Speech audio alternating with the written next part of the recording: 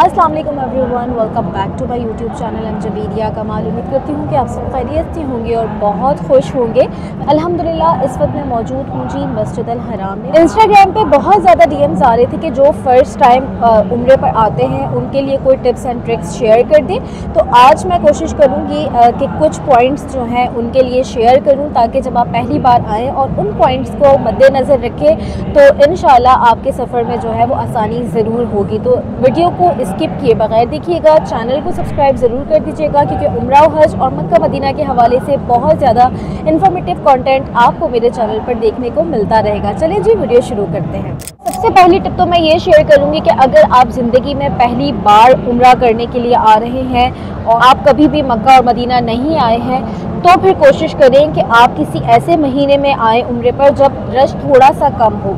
वैसे कोविड के बाद से हर महीने में ही बहुत ज़्यादा रश होता है, लेकिन फिर भी जैसे मुहर्रम में और शव्वाल में ईद के फ़ौरन बाद जो है रश बनिस्बत और महीनों के थोड़ा सा कम होगा। तो जैसे रमज़ान बहुत ज़्यादा रश होता है, रबीउल अव्वल बहुत ज़्यादा रश होता है, तो कोशिश करें ऐसे महीनों में बिल्कुल ना आए, क्योंकि रास्ते वैसे भी नमाज़ों से पहले जो है वो बंद कर देते हैं। जैसे कि मताफ में जाने का हो, सफ़ा मरवा की तरफ, बाहर से मस्जिद के अंदर आने का हो। लेकिन जब रमज़ान होते हैं या रबीउल अव्वल होता है, स्पेशली रमज़ान जब होते हैं, तो बहुत पीछे तक रोड्स पे जो है वो रास्ते बंद कर दिए जाते हैं। तो आपको जो है वो मुश्किल हो सकती है, क्योंकि रास्ते समझने में भी आपको कुछ दिन लग जाते हैं। जितने दिन आपको समझने में लगेंगे कि अब आप कुछ रूटीन सेट करें, इतने दिन में आपके जाने का टाइम हो जाएगा। तो बेस्ट ऑप्शन यही है कि आप कोई ऐसा महीना चूज़ करें जिसमें बहुत ज़्यादा रश ना हो।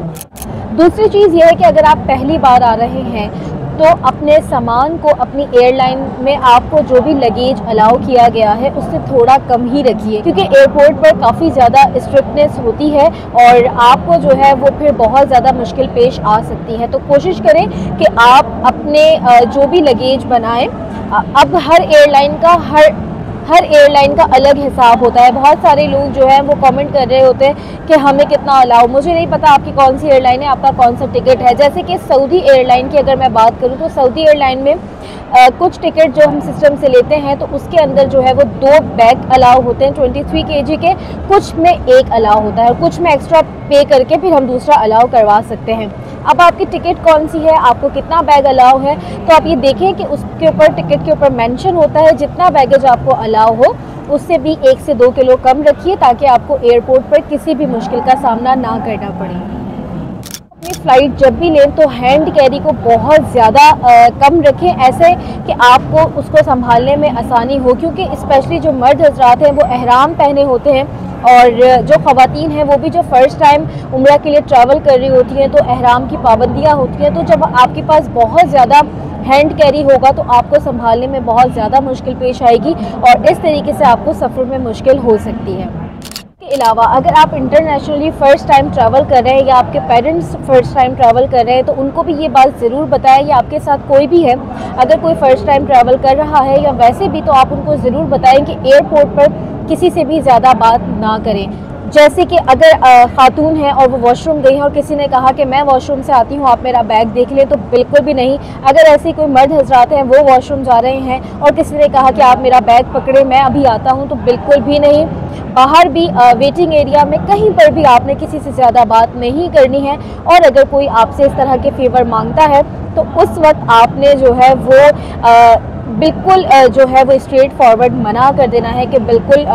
मैंने जो है आपका कोई सामान नहीं देखना, क्योंकि इस तरीके से अक्सर लोग फ्रॉड्स कर जाते हैं और फिर जिसके पास भी वो सामान होता है ऑब्वियसली जो मुश्किल पेश आती है वो उसी को पेश आती है। तो जब आप पहली बार ट्रैवल कर रहे होते हैं आपको इतना आइडिया नहीं होता। नॉर्मल में अगर कोई इस तरह की चीज़ हमें कहे तो हम कह देंगे कि हाँ ठीक है, लेकिन पहली बार में आपने वैसे भी हर बार आपने ख्याल रखना है, लेकिन पहली बार जो है वो आपको बहुत ज़्यादा मोहतात होना पड़ता है, क्योंकि उसके बाद फिर आपको आदत हो जाती है और आपको खुद भी समझ आने लगती है कि आपने किस तरीके से जो है वो ट्रैवल करते हुए किन किन बातों का ख्याल रखना है। अब जैसे कि अगर आपकी कनेक्टिंग फ़्लाइट है तो आपने ये देखना है कि आपकी कनेक्टिंग फ़्लाइट कितनी देर का स्टे, अगर ज़्यादा स्टे है तो आप एहराम वहाँ से बांध सकते हैं। आप अपने जिस भी मुल्क से आप जा रहे हैं ज़रूरी नहीं है कि आप वहाँ से एहराम बांधें। आप उसके बाद जो फ़्लाइट लेंगे यानी कि जो वाया फ़्लाइट होगी, जो कनेक्टिंग फ़्लाइट होगी, उसके अंदर आप एहराम की नियत करेंगे। तो अब आप ये देखिए, जैसे मर्द हजरात हैं, तो फिर अगर आप एहराम ना भी बांध रहे हैं अपने मुल्क से, अपने शहर से, तो आप जो कनेक्टिंग फ़्लाइट में एहराम बांध सकते हैं। और ख़वातीन भी इस तरह कर सकती हैं, लेकिन ख़वातीन का एहराम स्कार्फ अबाया ही है, तो आप जो है वो नॉर्मल में भी पहन सकते हैं। इसके अलावा जब आपका उम्रा वीज़ा लगता है तो उम्रा वीज़ा ट्रांसपोर्ट के साथ भी होता है, यानी कि जो आपकी ट्रांसपोर्टेशन मिलती है आपको पैकेज में, अगर आप ट्रैवल एजेंट की तरफ से आ रहे हैं तो वो बेसिकली आपके उम्रा वीज़ा पर होती है। तो आपके उम्रा वीज़ा पर ट्रांसपोर्ट कंपनी का नाम लिखा हुआ होता है। तो जैसे फॉर एग्जांपल यहाँ पर अच्छी कंपनी जो है वो बसमा है, तो अगर आपके उम्रा वीज़ा पर बसमा या किसी भी कंपनी का नाम लिखा हुआ है तो आप नाम खुद भी चेक कर लें, नहीं तो अपने ट्रैवल एजेंट से पूछ लें, ताकि जब आप जद्दा एयरपोर्ट से बाहर निकलते हैं तो आप फ़ौरन उसी बस में जाकर बैठें। क्योंकि अक्सर क्या होता है कि हाजी को आइडिया नहीं होता कि बाहर किस तरीके से उसने बस लेनी है। जब वो बाहर निकलता है तो वहाँ पे जितने लोग खड़े होते हैं वो किसी भी बस में बैठा देते हैं और फिर आपसे आपका पासपोर्ट ले लेते हैं, कि आपको फिर बहुत ज़्यादा दिन बाद मिलता है, आपको वेट करना पड़ता है, आपको परेशानी होती है और टेंशन भी होती है। तो किसी को भी अपना पासपोर्ट ना दें, अपने उम्रा वीज़ा पर जो ट्रांसपोर्ट कंपनी मेंशन है सिर्फ उसी बस में बैठे। कुछ लोग वेट नहीं करने के चक्कर में भी दूसरी बसेस में बैठ जाते हैं, जिसकी वजह से उनको पासपोर्ट देना पड़ जाता है और फिर आपको मुश्किल पेश आ सकती है। तो आपने क्या करना है, आपके उम्रा वीज़ा पर जो ट्रांसपोर्ट कंपनी मेंशन है आपने उसी में बैठना है। अच्छा, जब आप जद्दा एयरपोर्ट से बस में बैठते हैं तो अक्सर ऐसा होता है कि आप या तो पूरे ग्रुप के साथ जाते हैं। अगर आपका ग्रुप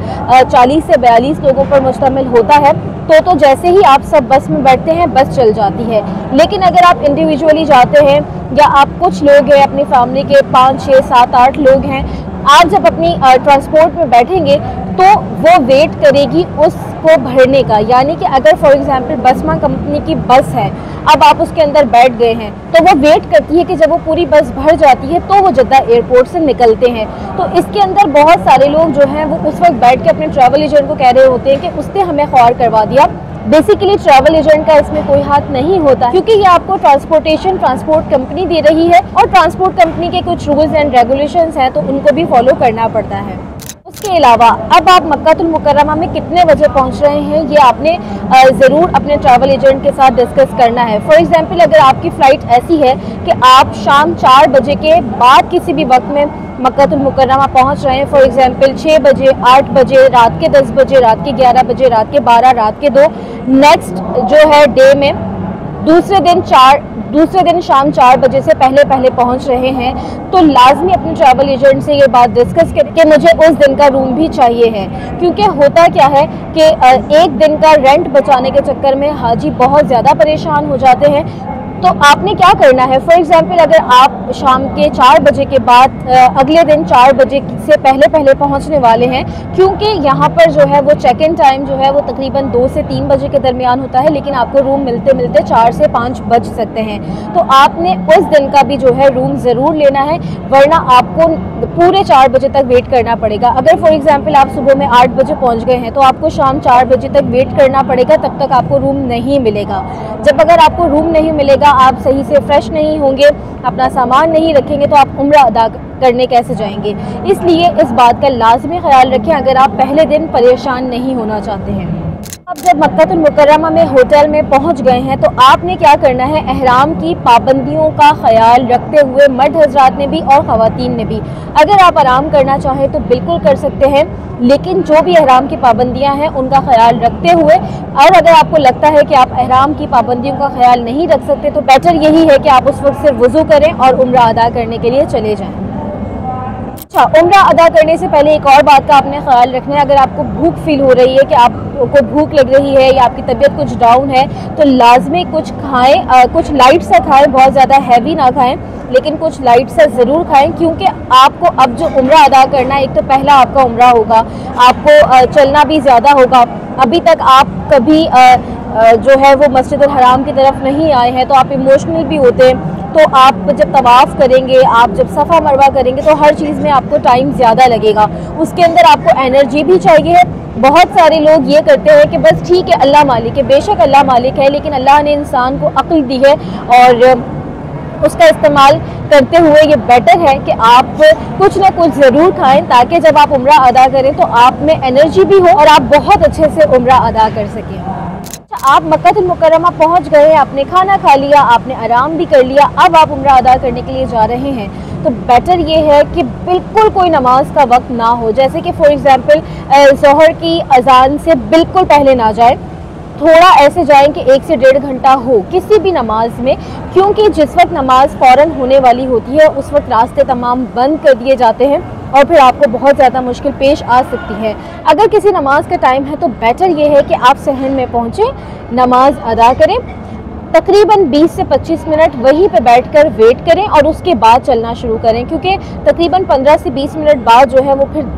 रास्ते खुलना शुरू होते हैं, तो आपको ज़्यादा परेशानी नहीं होगी। उम्रा करने वालों के लिए सबसे अच्छे जो गेट है वो एक अब्दुल अजीज़ गेट है और एक है फहद गेट। अगर आप दोनों की तरफ से आते हैं, उम्रा वालों के लिए 79 नंबर गेट बहुत अच्छा है। आप बिल्कुल अगर इब्राहिम खलील रोड पे आपका होटल है तो भी आपको सामने पड़ेगा, और आप जब उस दरवाजे से एंटर होंगे तो आपने अपनी निगाहों को बिल्कुल नीचे रखना है, क्योंकि काबा बिल्कुल सामने आपको नज़र आ रहा होता है। मैंने एक वीडियो पूरी स्टेप बाय स्टेप बनाई है कि आप अपने होटल से मताफ और मताफ से सफ़ा मरवा कैसे जा सकते हैं। उसका नाम है उम्रा गाइड 2024, तो आप वो लाजमी देखिएगा तो आपको रास्तों का आइडिया भी हो जाएगा। क्योंकि पहली बार जब आप मताफ से काबा देखेंगे तो उसकी जो फीलिंग्स हैं वो बिल्कुल डिफरेंट होंगी। तो कोशिश करें इस तरीके से रास्ते को तय करें कि आपकी जो निगाहें हैं वो बिल्कुल नीचे हों, और जब आप मताफ में पहुँचे तो ही आप जो है वो निगाह को उठाएं। और वो जो वीडियो बनाने का मेरा असल मकसद भी यही था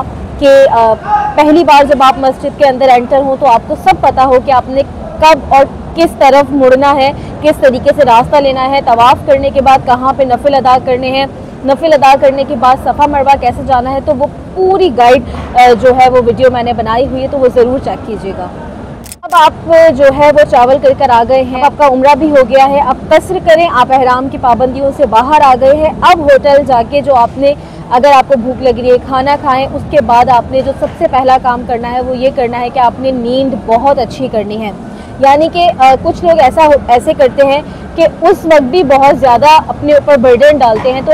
इबादत का मज़ा भी जब ही है जब आप फ्रेश होंगे, और इबादत करने में भी जब ही मज़ा आता है जब आप अच्छा फील कर रहे होते हैं। तो उस दिन रेस्ट करें, यानी कि उम्रा अदा करने के बाद जो है वो कुछ टाइम आपने ऐसा करना है कि अच्छी नींद करनी है, और उसके बाद फिर आपने नेक्स्ट डे से अपनी रूटीन सेट करनी है कि आपने किस तरीके से अपनी रूटीन को यहाँ पर मैनेज करना है। अब आप ज़ियारत पर जा रहे हैं। अब आप मक्का और मदीना के मुक़द्दस मकामात की ज़ियारत पर अगर ग्रुप के साथ जा रहे हैं या आपके ट्रैवल एजेंट की तरफ से बस में जा रहे हैं, तो आपने वहाँ पर लाजमी उतरते हुए, अगर आपके साथ अपने पेरेंट्स हैं आपके, या बच्चे हैं, या जो भी ऐसे हैं, या आप खुद भी हैं, तो बसेस वहाँ पर इतनी ज़्यादा तादाद में खड़ी होती है कि आपने जब भी वहाँ से उतरना है, यानी कि बस से हर मकाम पे जब बस रुकती है आप बस से उतरेंगे तो आपने बस का नंबर लिखा होता है पीछे, किसी भी बस का कोई भी नंबर हो सकता है, वो नंबर जो है आपने लाजमी याद रखना है, कलर याद रखना है, हो सके तो उस बस की पिक्चर ले लें और स्पॉट जो है उसकी भी पिक्चर ले लें, ताकि आपको पता हो कि आपकी बस कहाँ खड़ी है। बहुत ज़्यादा ये वाक़यात होते हैं कि हाजी जो है वो ज़ियारत के लिए किसी मस्जिद में गए और उसके बाद वो गाड़ी वाले समझते हैं वो आए नहीं, लेकिन वो जो है वो भटक जाते हैं रास्ता। तो कोशिश करें कि आपको या आपके साथ वालों को ऐसी कोई प्रॉब्लम ना हो। यहाँ पर और भी आपको टिप्स एंड ट्रिक्स की वीडियोस मिलती रहेंगी और मैं इंशाल्लाह देती रहूँगी, लेकिन एक बात जो सबसे ज़रूरी करना चाहूँगी वो ये है कि अगर आप हज या उम्रे पर आ रहे हैं तो हर टिप और ट्रिक से पहली जो चीज़ है वो ये है कि एक तो आपने उम्रा और हज को सीखना है, और दूसरी जो चीज़ है वो ये है कि आपने पेशेंस रखना है, सब्र रखना है, क्योंकि यहाँ पर सब्र की बहुत ज़्यादा ज़रूरत पड़ती है। आप इतना ज़्यादा चल रहे होते हैं, आपकी नींद सही से नहीं हो रही होती है, और कुछ लोग बहुत ज़्यादा फ्रस्ट्रेटेड हो जाते हैं और उनको थकन हो रही होती है, नींद हो रही होती है, तो वो आपस में जो है सब्र का पैमाना जो है वो लबरेज़ हो जाता है और अखलाकियात भी जो है वो इधर से उधर होने लगती हैं। तो कोशिश करें कि ये जितने दिन हैं बहुत आसानी से बहुत अखलाक और इखलास के साथ गुजर जाएं, ताकि आपके साथ भी जो लोग हैं वो भी आपको बाद में अच्छे नाम में और अच्छी दुआओं में याद रखें। तो आई होप कोई ना कोई एक पॉइंट तो आपके लिए ज़रूर फ़ायदेमंद साबित होगा। तो अगर आपके लिए फ़ायदेमंद साबित हो तो प्लीज़ मुझे, मेरी फैमिली, स्पेशली मेरे पेरेंट्स को अपनी दुआओं में ज़रूर याद रखिएगा। इंशाल्लाह अगली वीडियो में मुलाकात होती है। उम्रा और हज के हवाले से और मक्का और मदीना के हवाले से मेरे चैनल को ज़रूर सब्सक्राइब कर दीजिएगा, क्योंकि बहुत ज़्यादा इन्फॉर्मेटिव कंटेंट इंशाल्लाह आपको मेरे चैनल पर देखने को मिलता रहेगा। अगली वीडियो में मुलाकात होती है, तब तक के लिए फ़ी अमानिल्लाह।